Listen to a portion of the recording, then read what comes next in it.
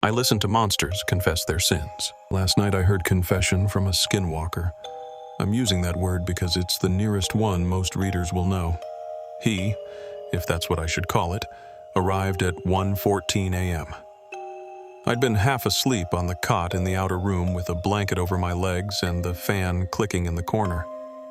My dog, Mercy, had already gone under the workbench, which she only does for thunder, fireworks, and things she wants no part of. That should have been enough warning on its own. The light came through the gap under the outer door first, then 3 knocks. Not loud, precise. Knuckles on metal. I sat up, got the shotgun from beside the cot, and waited. 3 more knocks. Then a man's voice said calmly, "I'd like to confess." There are rules for first contact. Rule 1. No opening the outer door until the visitor states purpose twice and accepts the terms. Rule 2. No using the visitor's chosen name until it proves stable. Rule 3. No direct eye contact through any threshold.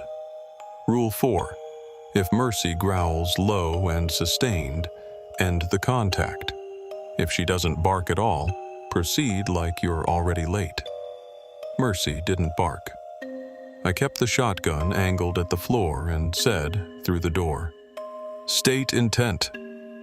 The voice answered, "I want to confess what I've done." Male, mid-30s maybe. Southwestern accent smoothed down to almost nothing.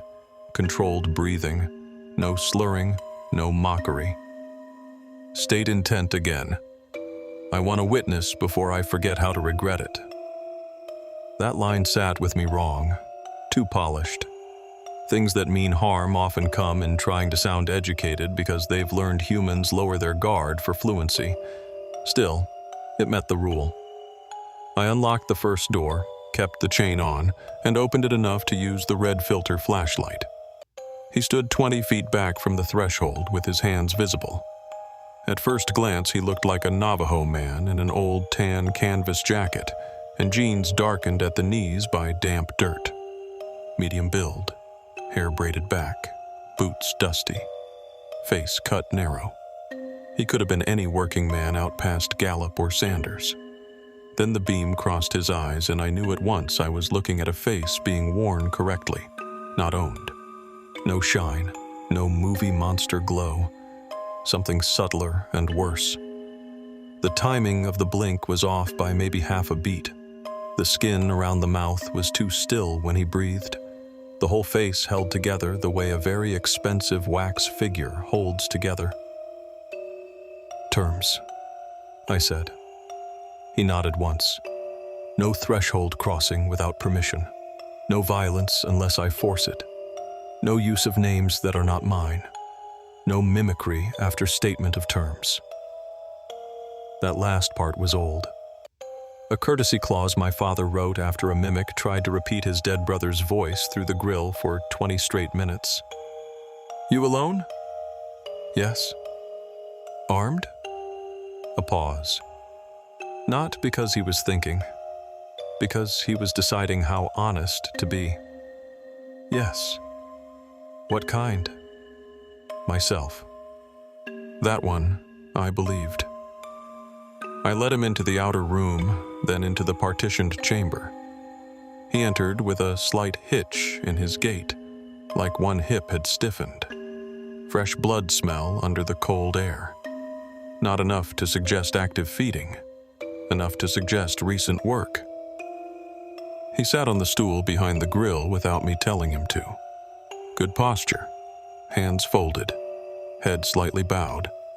Somebody's idea of respectful. I sat on my side with the ledger open and the recorder off. I don't record certain confessions. Some things don't belong on anything that can be replayed. The fan clicked. Mercy stayed under the bench. For a few seconds, neither of us spoke.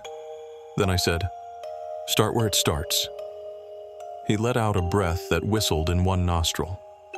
"It starts," he said, "with a family who let me close enough to learn the order they loved each other in. I've heard hundreds of confessions. There are patterns. Most begin with hunger, territory, retaliation, curiosity, the occasional plea bargain with whatever remains of a conscience. That line was new. I kept my voice level. Go on. It was easy, he said. They were already lonely. Like and follow for part 6.